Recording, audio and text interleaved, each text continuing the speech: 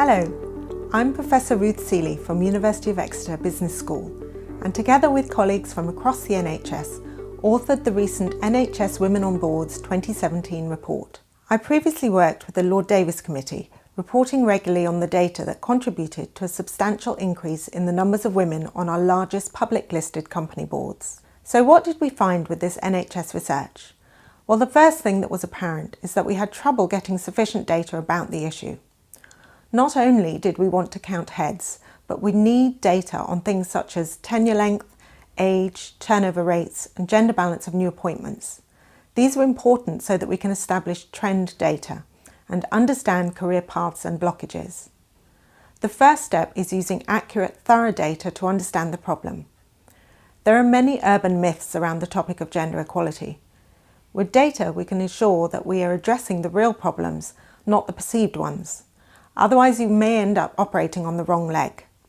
For example, do we have supply problems or do we have demand problems? For this report, we analysed basic board data from 465 boards of trusts, CCGs and arm's length bodies. On those boards, the percentage of women ranged from 8% to 80%, and the average was 41%.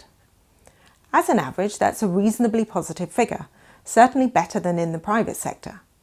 That is, until we remember that 77% of NHS staff are female, and we have had a female majority of medical school graduates for 25 years. There's a lot more detail in the report, and the advisory board have made a number of recommendations. But for me, disaggregating the data, there are three areas that we particularly need to focus on between now and 2020.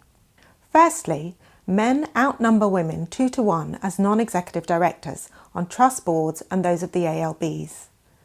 The independent non-executive is incredibly important in terms of good governance. There is no obvious reason for this substantial gender imbalance, and we need to engage with chairs and search firms and analyse all aspects of that recruitment process.